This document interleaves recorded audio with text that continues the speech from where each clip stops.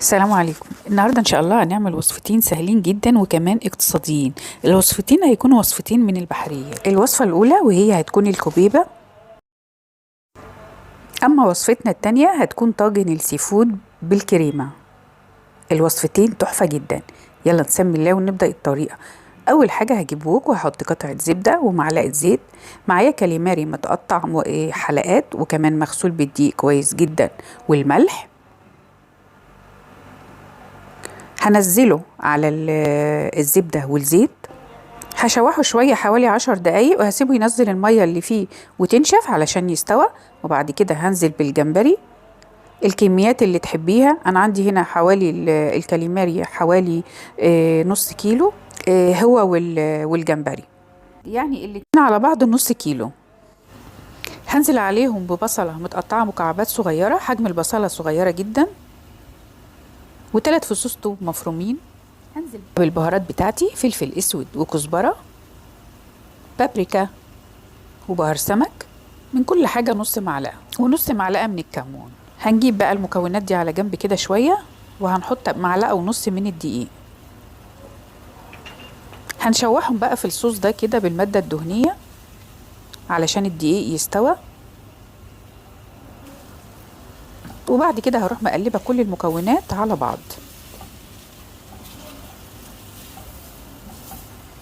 بالطريقة دي. طبعا الدقيق لزق شوية في الوك، لكن اول ما احط اللبن او الكريمة هتلاقيه فك كل الكلام ده معايا على طول. هنزل بقى بمعلقة من التوم ده، البرطمان ده عملناه مع بعض قبل كده. عبارة عن توم وفلفل الوان وخل وليمون، وحاطة فيها كل البهارات، يعني حاطة فيها فلفل اسود وكمون وشطة وبابريكا، حاطة فيها مكونات كتير جدا. ممكن احط لكم اللينك بتاعه في صندوق الوصف. دلوقتي بقى هنزل باللبن. لو عندك كريمة يكون افضل كمان، بس انا بحبها تكون خفيفة شوية. تقدري تحطي فيها الحاجتين، يعني تقدري تحطي لبن وتقدري تحطي كمان كريمة، بس كمان تقدري تعمليها موفرة بحيث ان انت تعمليها باللبن بس، مش لازم الكريمة، وخاصة اسعارها بقت غالية جدا. بعد كده بقى حطي الملح حسب ما تحبي. انا حاطه هنا حوالي نص معلقة، دوقيها، لو حبيتي تحطي تاني ملح حطي براحتك. كمية اللبن هتكون حوالي كوبايتين، او تقدري تحطي كوباية لبن وتقدري تزودي كمان بشوربة. لو عندك شوربة جمبري او شوربة بحريات تقدري تزودي بيها. ما عندكيش لا ده ولا ده تقدري تحطي مية مع كوباية اللبن. طبعا تقدري تحطي مية عليها، يعني تزودي اللبن بمية كمان عليها. هقلب فيها شوية بقى، هسيبها تغلي حوالي 10 دقايق كده، تغلي مع بعض بحيث الكاليماري والجمبري يشرب من الصوص عشان يبقى نفس الطعم. بعد كده هجيب طاجن. لو لقيت الصوص تقل معايا زي ما احنا شايفين كده، نقدر بقى نزوده في الحالة دي. يا ما حبيتش ازوده مع نفسي، حبيت اوريلكم كل حاجة بعملها بحيث ان لو لقيتوه اللي عملتوا الصوص ولقيتوه تقل معاكم تقدروا ان انتوا تزودوه، مفيش اي مشكلة خالص. يعني تزوديه لبن او شوربة بحريات زي ما قلتلك، او شوربة جمبري او مية. هفضيها بقى كده في الطاجن. طبعا طاجن ينفع يدخل الفرن. وهحط عليه بقى شوية كده من الكزبرة والشبت، وهقلبه في بعض. بعد كده هحط رشة من الجبنة الشيدر وكمان شوية من الجبنة الموتزاريلا، وهدخله على فرن مسخن مسبقا حوالي 10 دقايق. بعد كده هجيب صينية واحط فيها الطاجن لسهولة تحريكه، بحيث ما يبقاش صعب ان انا اشيله لوحده. الوصفة التانية كمان سهلة جدا قوي. هجيب بصلاية صغيرة وهقطعها 4، وكمان فصين توم، والخضرة اللي هي عبارة عن شبت وكزبرة وبقدونس. الأول هضربهم في الكبة، وبعد كده هنزل بنص كيلو من الجمبري، هفرمهم بقى كلهم مع بعض. وده شكلها بعد ما فرمتها. بس أول حاجة بنفرمها هي البصل والثوم والحباش أو الخضرة، مجموعة الخضرة، علشان ينفع تتفرم كويس. ما ينفعش أفرمها على طول مع الجمبري لأنها بيكون فيها قطع كبيرة. بعد كده بقى هحط البهارات بتاعتي اللي هي عبارة عن بابريكا وكمون وكزبرة وفلفل اسود، وهحط كمان معاها بهار سمك بيخلي طعمها حلو جدا. ولو عندك رشة من النعناع تقدري، لو انتي بتخزني النعناع تقدري تفركيه وتحطي شوية منه حوالي نص معلقة. حطيت بقى كمان شطة، وده بهار السمك اللي قلتلكوا عليه. البهارات تحطيها بقى على حسب راحتك. لو انتي بتحبي البهارات كتير، وطبعا ما ننساش الملح، لو انتي بتحبي البهارات كتير او ما بتحبيش البهارات كتير. هنا بقى حطيت كوباية رز، بحب انخلها الاول علشان المكونات ما تكونش مكتلة كده في بعض.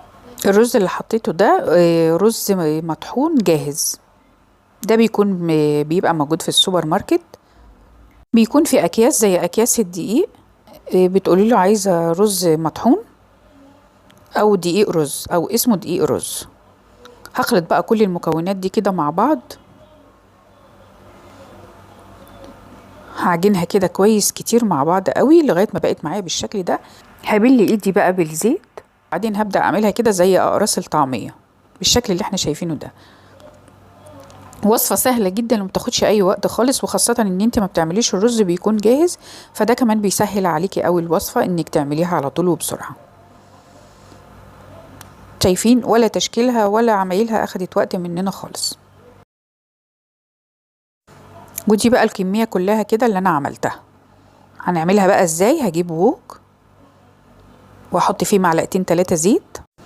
هجيب بصلة كبيرة هفرمها في الكبة او هقطعها مكعبات صغيرة جدا، وبعد كده هشوحها لغاية ما توصل للون البني. هنزل بقى عليها بحوالي لتر من المية بعد ما بقى لونها اللون البني بالشكل ده، لان انا محتاجة اللون البني اللي هينزل منها. حطي بقى البهارات، كمون، فلفل اسود، كزبرة، حطي البهارات اللي تحبيها، بهار سمك، وكمان ملح، اظبطي الملح كويس. هسيبها بقى تغلي كويس جدا لغاية ما اللون بتاعها كله ينزل وتبقى المية باللون البني. في الحالة دي هشيل بقى البصلة بالمصفى، او تقدري تصفيها في حاجة تانية بالمصفى. انا بعملها كده بالشكل ده من غير ما اصفيها يعني.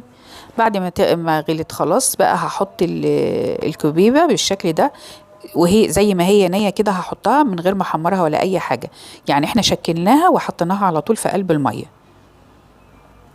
بعد ما تغلي حوالي 3-4 دقايق بس، مش هتقعد اكتر من كده في المية. وبعد كده هشيلها هحطها في مصفى الصفة. بعد كده هجيب ووك وهحط فيه حوالي 3 معالق زيت، ده الزيت المتبقي من تشكيل الكبيبة. بعد كده بقى هحط الكبيبة عليه، طبعا عشان فيه مية بتطلع الزيت بالشكل اللي احنا شايفينه ده، لازم نكون مصفينها بس كويس. هخليها بقى تاخد لون من على الجنبين، بس تاخد لون وما تكونش مقرمشه في نفس الوقت، علشان كده حطيت زيت قليل. بتحطي زيت القليل بحيث ان انت تشوحيها، لانك لو حطيتي زيت كتير بتكون هتديكي قرمشه، وطبعا دي مش الوصفه ما بتكونش مقرمشه. الكبيبه دي بتكون اصلا بتتاكل طريه. طلعها بقى بتكون باللون اللي احنا شايفينه ده، وبتكون طريه في نفس الوقت زي ما قلت لكم. ونحطها في مصفى بقى بنصفيها. ودي الوصفه التانية كمان خلصت معايا. تعالوا بقى نقدمها في سرفيس. حطيناها في سرفيس كده ونحط عليها بقى شويه خضره تبقى بالشكل ده. وصفه لذيذه جدا، شايفين؟ بجد تحفه جدا، ريحتها وطعمها مش قادره اقول لكم جميله قد ايه. تعالوا بقى نطلع الطاجن التاني من الفرن. هنطلعه بقى كده من الفرن، بس هنشيله من الصينيه الاول. هحط عليه بقى رشه من البقدونس او الكزبره الخضراء. والطاجن ده بيتاكل مع رز ابيض او رز صياديه، بيكون طعمه تحفه جدا. زي ما احنا شايفين كده في نسبه من الصوص حلوه قوي، وكمان الجبنه عملت لي وش فوق، عطت لي طعم وشكل حلو جدا للطاجن. وصفتنا لليوم خلصت. اشوفكم ان شاء الله في فيديو جديد مع سفرة ايدي. سلام عليكم.